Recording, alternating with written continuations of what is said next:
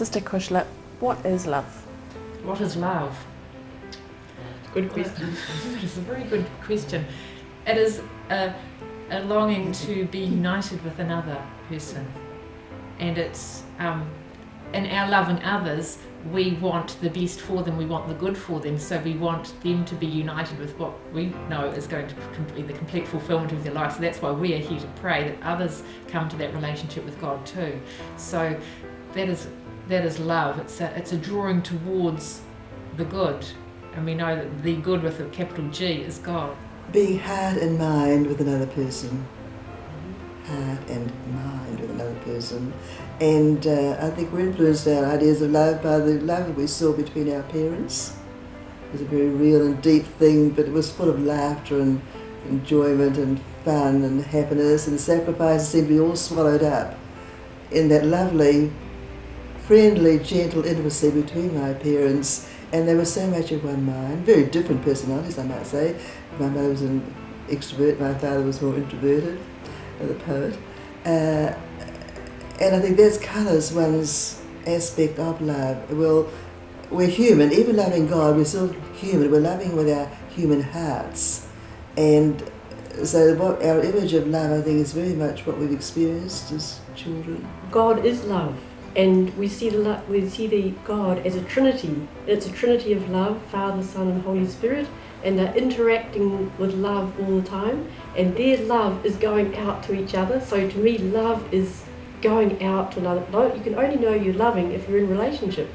You don't know that you're loving if you're on your own. If you're just the only people in the world, only person in the world, we wouldn't know we're loving. But you know that there's human love and there's the divine love, which, of course, all love comes from God. So when you love humanly, that's God filling that person with that love for that other person. When we love God, we're going out to God, and He goes out. The more we search for Him, the more He comes to us. So it's a relationship of deep love between two people. It's a going out of self for another or into another. Some would think, looking in, Sister Teresa, that must be quite boring. I wish it was. Don't go anywhere. Must be quite boring. What do you say to them? It's a very full life, and the first thing in the morning, the last thing at night is very full. And the point is, if you want the life, and it's not just the fact we're living here for ourselves, it's the whole world that we are interceding for. We're very conscious of that. And life is only boring and empty if you're sort of empty inside.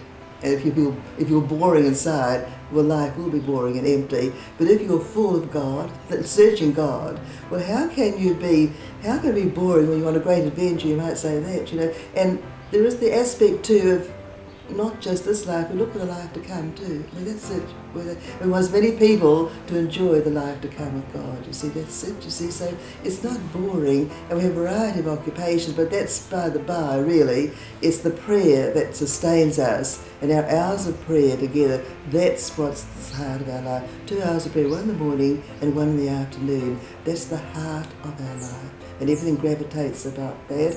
And if you're seeking a deeper union with God, deeper intimacy all the time, well, how could it be boring? How important is the silence factor into your day? How long are you actually silent for? Well, as far as goes having conversations, there's 22 hours of the day, so we have these 2 hours which are called recreation, which we come together and we talk as a community and we do our work at the same time. Basketball, rugby? No, usually some sisters paint or sew or do all that sort of thing, so we're less active.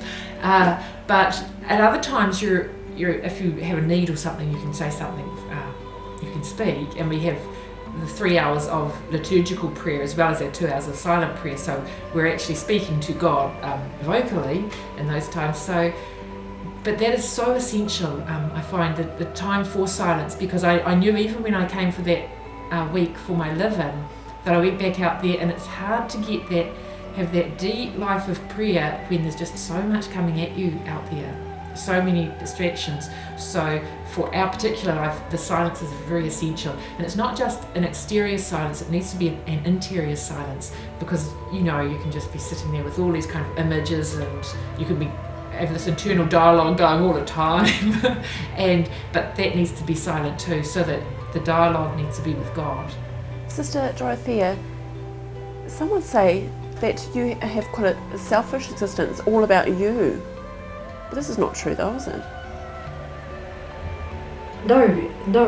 We come here, I think we see ourselves as being called here. Not one of us has really known what Carmel is at. No one can put their finger on what Carmel is, and none of us have really been absolutely certain what we're going to do all day, every day, and what the life's going to entail. But there's this, everybody's experienced it. There's a call, there's a feeling of desire, there's a need for silence, there's a need for prayer. And certainly on my own part, I loved the world. I thought the world was an absolutely wonderful place, but I wanted to give myself to the whole of it, not just a part of it. So that for me was the huge call to come to be able to do something to make a difference to the world. Sister Teresa, you are asked from time to time to pray for people, aren't you, for loved ones? Explain that. People often ring up, and now by email, it's so easy now to get more and more requests in the way through the email, and letters. All through the years there have been many, many letters, not just from Catholics, but from non-Catholics and non-believers even.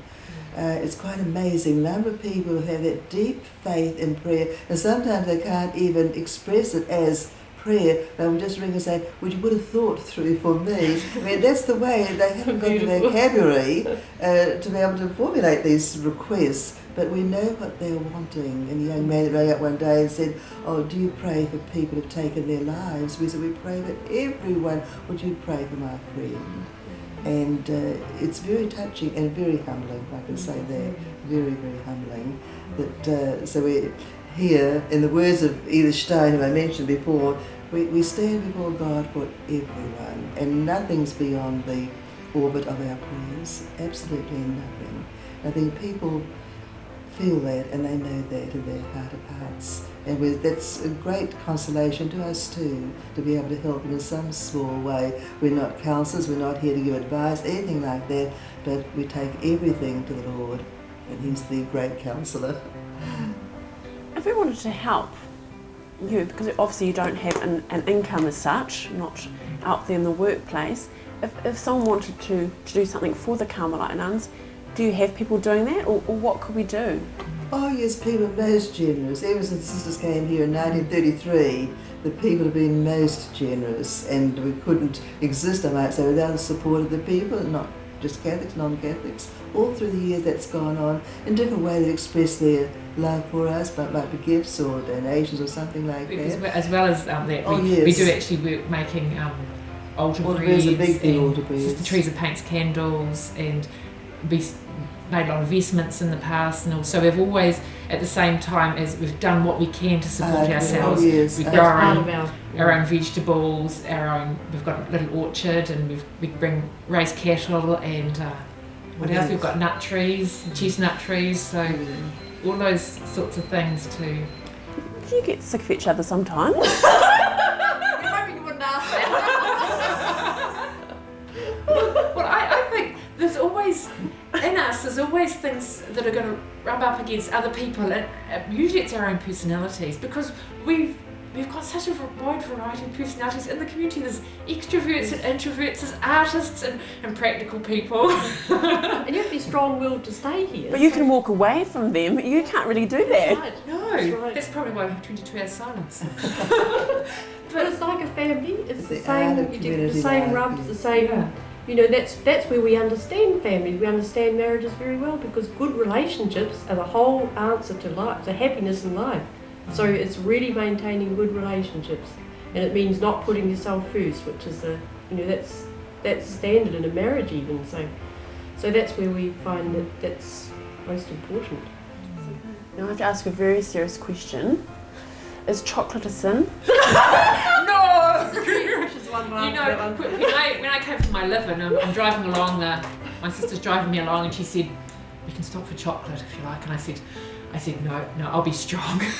And it was funny because that was a week, there was a lot of feast days, and it was Sister's birthday and something like that. And Tell them what feast days is. We had feast days. We were having, Saint Special days. Yeah, Saint Therese, and we were celebrating their saints, and also there was a fair few chocolates that week. And I thought, well, it's like you say, you're quite happy to give these things up, but sometimes they come along in here. So no, chocolate is not a sin.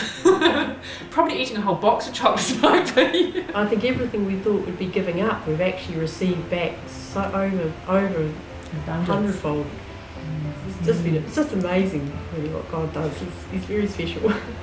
Well, I thank you very much, each and every one of you. It's been an absolute pleasure, and I think we've been very fortunate to spend time with you today. But the chocolate question was for a reason, because we have some chocolate brownies. So I'm going to pop these in here. Oh, lovely. And these were made with love by three little men. Thank you so much. You're more than welcome. I'm glad chocolate's not a sin. Oh no.